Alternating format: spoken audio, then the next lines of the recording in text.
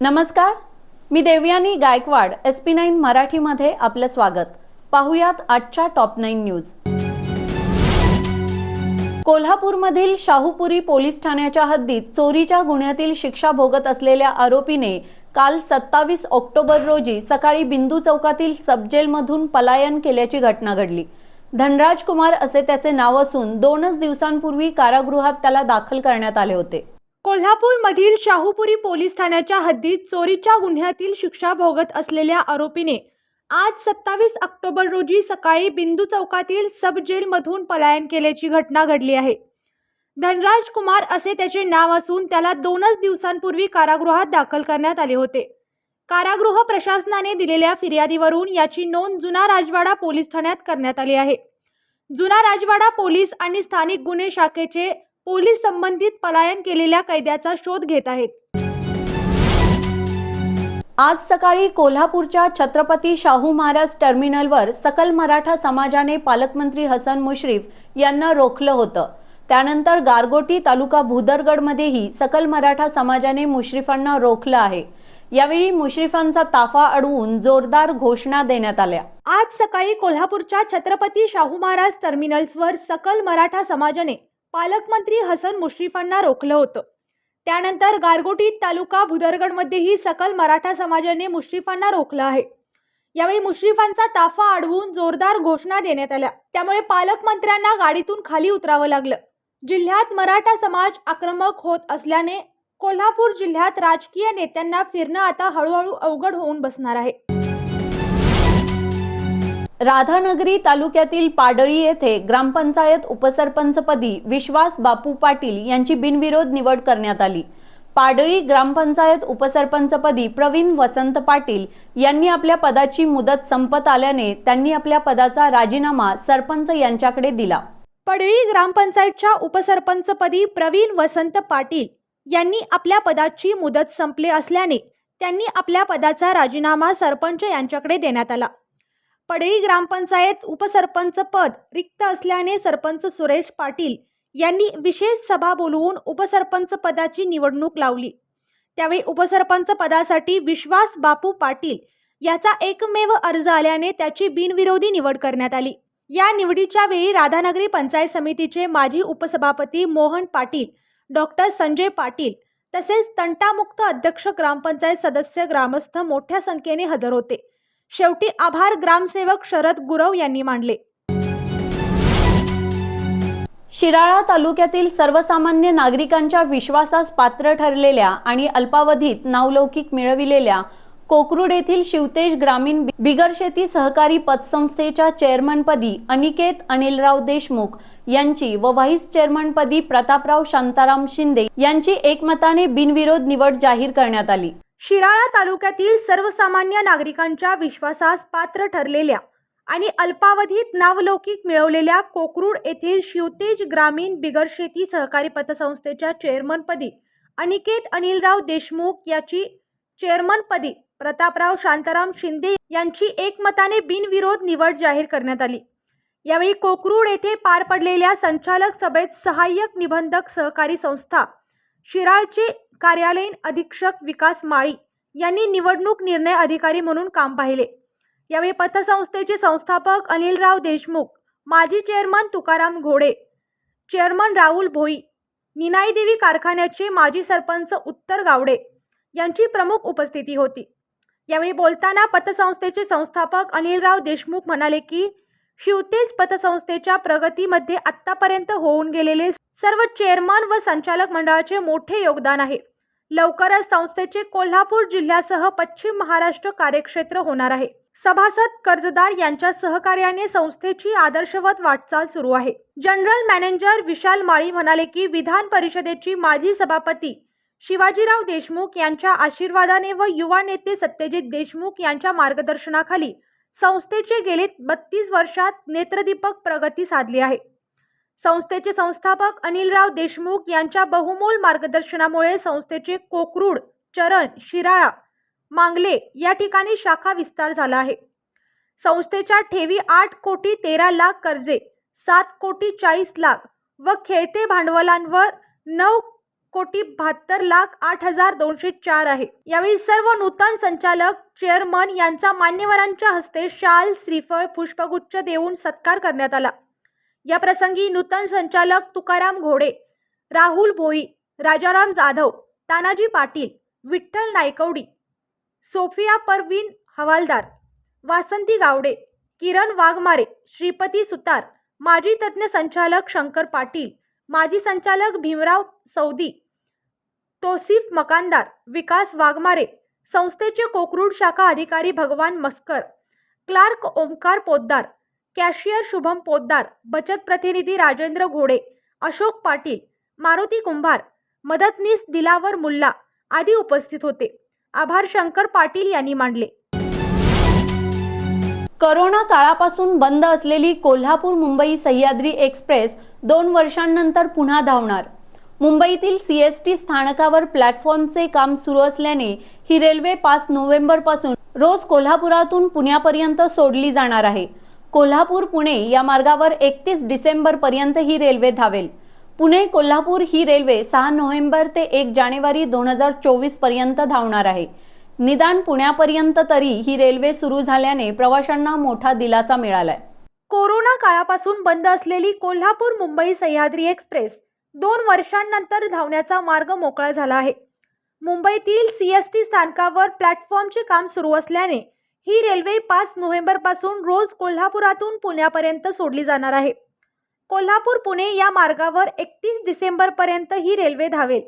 पुणे कोल्हापूर ही railway 6 November ते 1 जानेवारी 2024 पर्यंत धावणार आहे। निदान पुण्यापर्यंत तरी ही रेल्वे सुरू झाल्याने प्रवाशांना मोठा दिलासा मिळाला आहे। कोल्हापुरातून मुंबईला जाणाऱ्या प्रवाशांची संख्या मोठी आहे।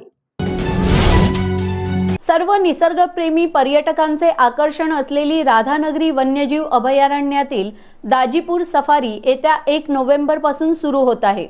दरवर्षी जून ते ऑक्टोबर सफारी पूर्ण बंद असते। 1 नोव्हेंबर पासून सुरू होणारी ही सफारी मे महिन्यापर्यंत सुरू असते। ओपन जीपमधून जंगलात फेरफटका मारण्यासाठी राज्यभरातून पर्यटक येथे भेट देतात। सर्व निसर्गप्रेमी पर्यटकांचे आकर्षण असलेली राधानगरी वन्यजीव अभयारण्यातील दाजीपूर सफारी येत्या 1 नोव्हेंबर पासून सुरू होणार आहे।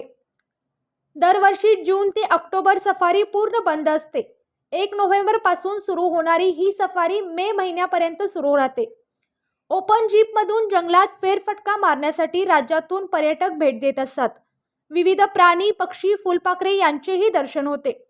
दर मंगळवारी साप्ताहिक सुट्टी असून बाकी दिवशी अभयारण्य सकाळी 6 ते दुपारी 2 पर्यंत सुरू असते। स्थानिक ग्रामस्थांच्या ओपन जीपमधून जंगल सफारी घडवण्यात येते। दाजीपूरमधून व राधानगरीमधून जंगल सफारी गाडी उपलब्ध होते। सध्या थंडी व धुक्यामुळे आल्हाददायक वातावरण दाजीपूर भागात असते, त्यामुळे आत्तापासूनच बुकिंग जोरात असल्याचे स्थानिक जीप चालक यांनी सांगितले। महाराष्ट्रातील सर्वात जुनं अभयारण्य म्हणून ओळख असलेलं दाजीपूर हे अभयारण्य आता येत्या 1 नोव्हेंबरपासून पर्यटकांसाठी खुलं करण्यात येत आहे। तरी पर्यटकांची ओढसुद्धा इकडं जास्त प्रमाणात वाढलेली आहे अभयारण्याच्या याच्यामध्ये। तर आत्ता 1 महिन्यापूर्वीपासूनच इथं रिसॉर्ट हॉटेलची बुकिंग सुरू झालेलं आहे। सफारीचं सुद्धा ऑनलाईन बुकिंग सुरू झालेलं आहे। तरी इथं स्थानिक जे आम्ही वाहनधारक आहोत ते आम्ही जास्तीत जास्त लोकांना चांगल्या पद्धतीचं पर्यटन अनुभवता यावं किंवा जंगल अनुभवण्यासाठी चांगलं आम्ही त्यांना प्रत्येक पॉईंट दाखवतो आहे।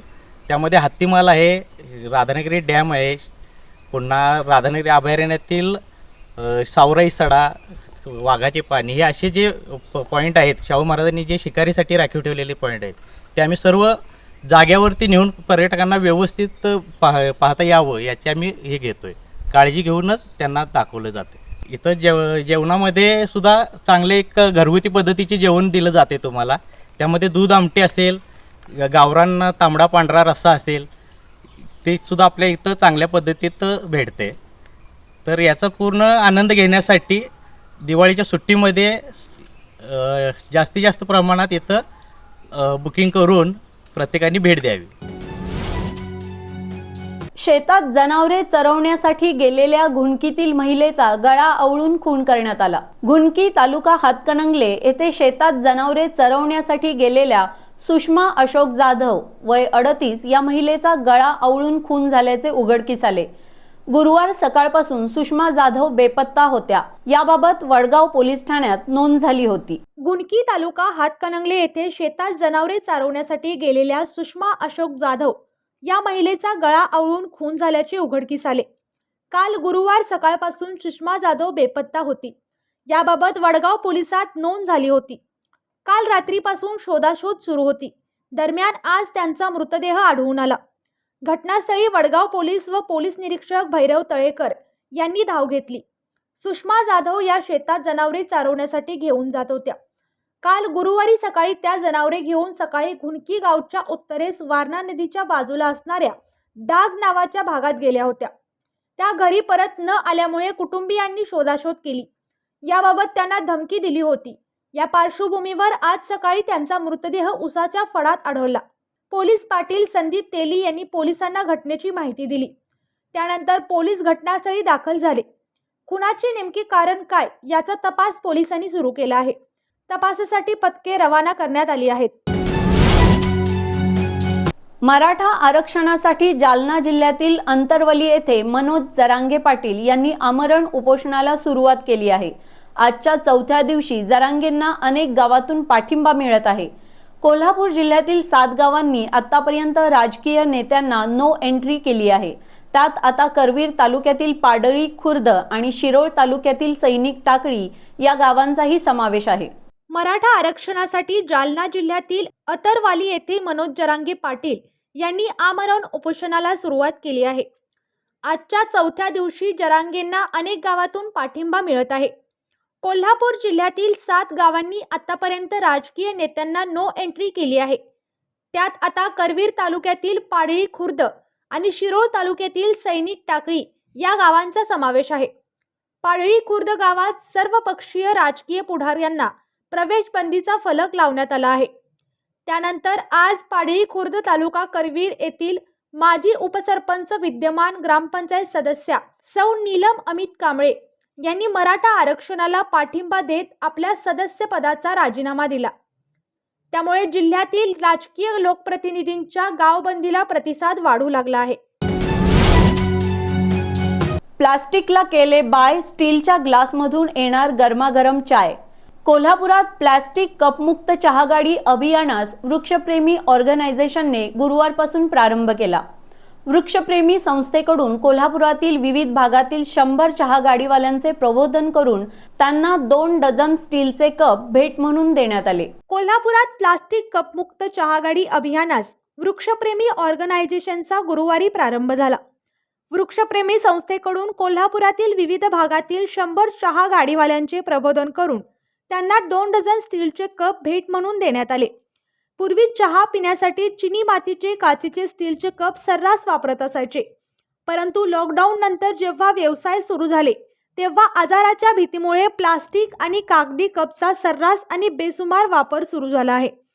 सध्या मात्र यूज अँड थ्रो कप वापरण्याची जणू सवय सर्व दुकानदारांना आणि ग्राहकांना देखील लागली आहे। यातून लाखो प्लास्टिक आणि कागदी कपांची दैनंदिन कचऱ्यांमध्ये भर होत आहे।